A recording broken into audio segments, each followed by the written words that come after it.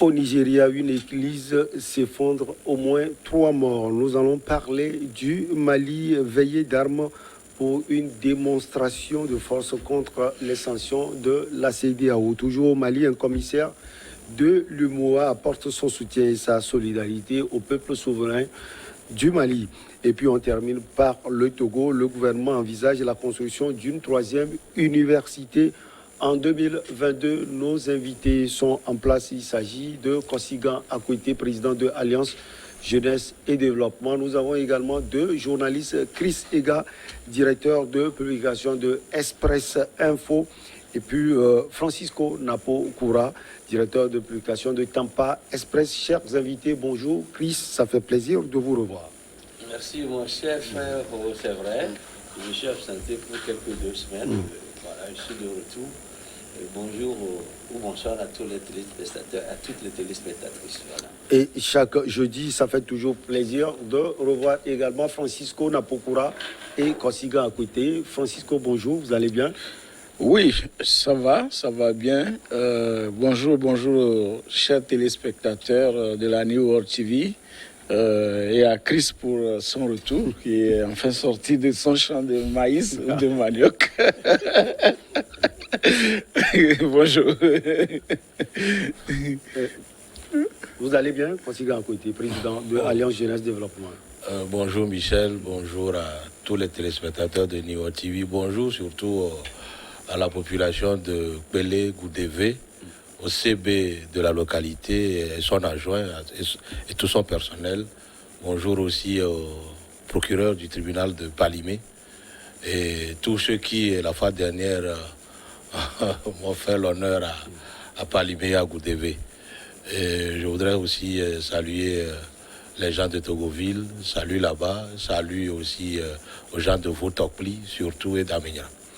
Allez, on passe, on va dire... Oui, Chris? Là, il n'y a pas de Au moins 3 personnes sont mortes, dont 2 enfants, mardi soir, dans l'effondrement d'une église dans la banlieue d'Assaba, ville du sud-est du Nigeria, tandis que 18 autres ont été sortis vivantes des décombres, indiqué mercredi la police locale.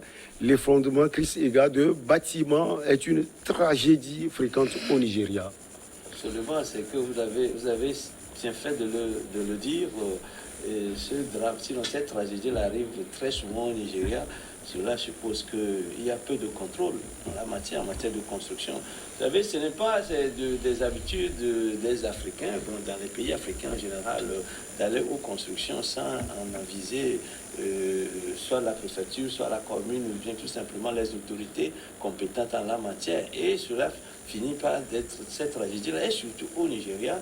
Et chacun se donne à ces genres de construction, surtout en matière de construction d'églises, où ce sont des constructions précaires, où rapidement on monte une paillote ou bien une église comme ça. On ne respecte pas les fondamentaux en la matière, en matière d'architecture. On ne respecte pas les dosages qu'il faut. On ne respecte même pas ce qui est exigé comme volume en matière de fer, etc. Parfois aussi, ça dépend des fabricants des matériaux de construction.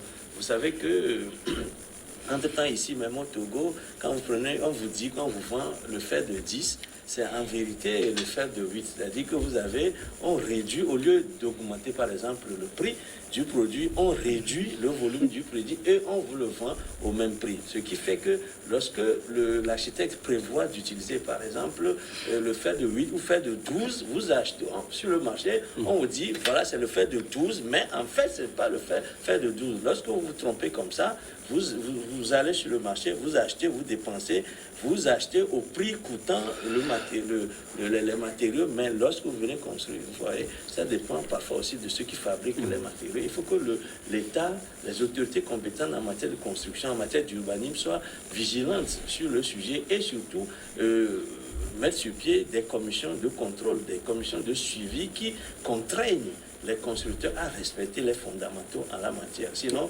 lorsque des vies se perdent comme ça, de loin, venant de loin, on a l'impression que c'est rien, c'est le mot kilométrique en journalisme, mais lorsque ça vous touche directement dans votre chair, lorsque ça se passe dans votre propre famille, vous allez ressentir, je crois, amèrement cette tragédie-là. Donc, il faut que nous demandions aux autorités d'être plus regardantes dans la matière pour éviter des tragédies du genre. La commission de contrôle s'impose, comme Chris Ega l'a dit tout à l'heure, parce que Francisco Napokura, des millions de personnes vivent dans des immeubles délabrés aussi au Nigeria. Oui, effectivement, c'est le problème des grandes villes hein, par rapport au logement.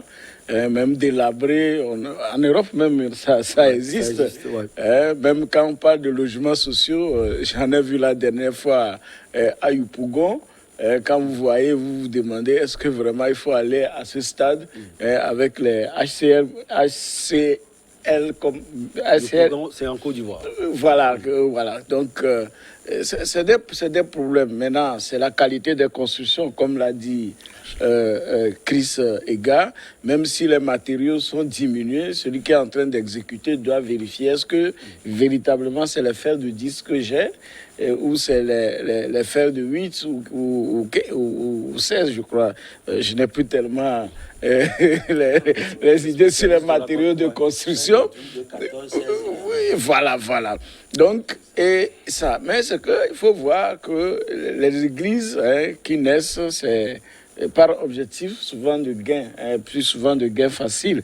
Et les constructions, parfois c'est la main d'œuvre à bon prix ou pratiquement gratuitement par la volonté des fidèles qui offrent la main d'œuvre, qui peut se dire je suis maçon, je vais exécuter, l'autre peut dire je suis l'architecte. En fait, ça ne suffit. Sinon, en principe, un immeuble d'habitation publique ou un milieu qui doit servir de lieu public. Mais dans les normes de construction, il y a même que le sol, non seulement on fait la dalle au sol, comme on chape, mais aussi, avant de faire la chape, il y a même un quadrillage de fer qu'on fait. C'est-à-dire que quand un lieu doit être public, il y a des normes de construction. Et quand on voit au Nigeria, mais c'est disons, l'importation de ce qui se passe, par exemple, aux États-Unis, les méga church, les méga églises qui réunissent des milliers de personnes, d'accord, dans un endroit très, très vaste. Mais malheureusement, ici, c'est des constructions qui sont faites de façon précaire. Donc, il va falloir obligatoirement que les pouvoirs publics créent vraiment de véritables brigades pour contrôler depuis la fondation, même jusqu'à l'étude même de la terre sur laquelle on veut construire. Parce que quand l'étude même n'est pas faite pour voir est-ce que ce sol peut supporter ce type de bâtiment et voir maintenant les matériaux utilisés, donc avoir les permis de construire, c'est ce que les gens n'ont pas. Donc, si tout n'est pas fait, donc le danger est là. Les bâtiments vont continuer de s'écrouler sur les hommes, comme ce qui se passe régulièrement au Nigeria. Comme ils l'ont dit, la législation concernant la construction est régulièrement bafouée au Nigeria. Kosiga Akoité, ils ont apporté des pistes de solutions. Qu'est-ce que vous apportez? Pas seulement au Nigeria, partout d'ailleurs en Afrique, nous sommes trop focalisés sur la démocratie et puis on ne fait plus rien. Même les commis censés aller contrôler, vérifier, délivrer les permis de construction, est-ce qu'ils font leur travail à bon escient? Non plus. Maintenant, les dirigeants de ces églises-là, en principe, il ne devrait plus y avoir de ces drames au Nigeria s'ils ont tiré leçon du drame qui s'est passé chez Tibi Joshua. Ah oui, son église s'est écroulée, c'est des centaines de personnes qui étaient décédées. Après, lui-même, paix à son âme, a dit dans le temps que c'était un bombardement spirituel qui a fait écrouler la maison. Alors si des gens qui mettent Dieu devant et construisent des grandes salles, ne serait-ce que pour contenir beaucoup de noms, pour avoir beaucoup de sous, pour leur propre bien, en complicité avec les commis de l'État, bien sûr. Sinon, si l'État était sérieux envers lui-même. Je ne crois pas qu'il puisse laisser construire de ces édifices sans demander les permis de construction, sans avoir l'œil dans la construction. Aussi, qui sont ceux-là qui construisent? Est-ce que ce sont de vrais architectes ou des gens pris à la volée qui se disent maîtres maçons ou quoi, ou qui construisent, qui savent, qui se disent qu'ils connaissent construire des maisons. Donc tout ça mis ensemble font qu'il faudrait que l'État surveille vraiment la construction de ces édifices. Même nos maisons, il faudrait que les permis de construire soient délivrés avant la construction de maisons et que les études qu'il faut faire avant de mettre les bâtisses soient réglementées et qu'il y a aussi des gens qui soient chargés et qui veillent à ça. Je me souviens que dans notre petite enfance, il y avait même des agents d'hygiène qui passaient de maison en maison, ne serait-ce que pour vérifier si la maison est propre, si les WC et douches sont propres. Aujourd'hui, il n'y a plus ça. Ce qui fait que même derrière des maisons, il y a juste des dépotoirs.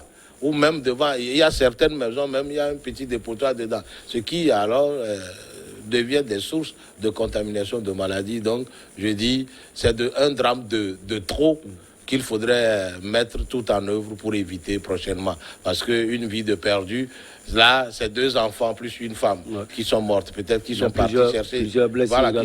qui sont partis chercher le salut. On ne peut pas aller chercher le salut et mourir. Ce n'est pas bien. Oui. Et puis les constructions, il y a comme les normes de construction, les lieux publics, il y a les issues de secours. Avec des normes, par exemple, pour un lieu public, les portails, les entrées, c'est toujours vers l'extérieur. Mais vous allez voir, malheureusement, même, il y a quelques années, on a eu des incidents sur les terrains de football, même ici au Togo, on a vu que les terrains sont, disons, les portes des terrains, on les ouvre vers l'intérieur. Alors c'est vers l'extérieur, pour que lorsque la foule veut être poussée, va sortir, que ça pousse le portail vers l'extérieur. Donc, il faut tout ça. Et vous voyez, dans nos pays, maintenant, les constructions, on peut dire que c'est anarchique.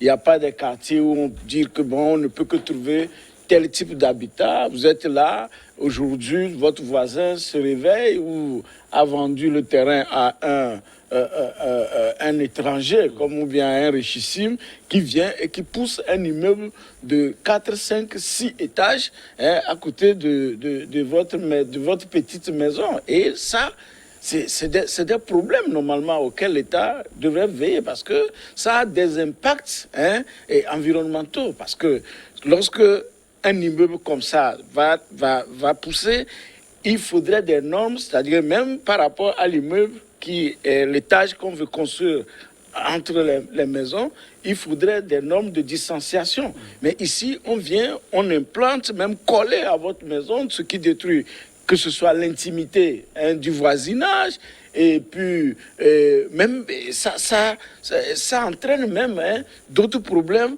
comme même des gens les voisinages qui n'arrivent plus à avoir la respiration nécessaire, non seulement, également, leurs maisons peuvent se fendre, et tout peut, c'est-à-dire que le voisinage est appelé à quitter parce que quelqu'un est venu comme ça subitement dans le quartier et construire une grande maison qui va s'affaisser et par la suite. Donc, tout ça là, il faut définir quel type de bâtiment on peut construire dans telle zone et quelles sont les règles pour en arriver. Dès que ça commence, si ça ne suit pas les hommes, il faut arrêter les constructions. La petite pause et on revient pour la suite avec nos invités.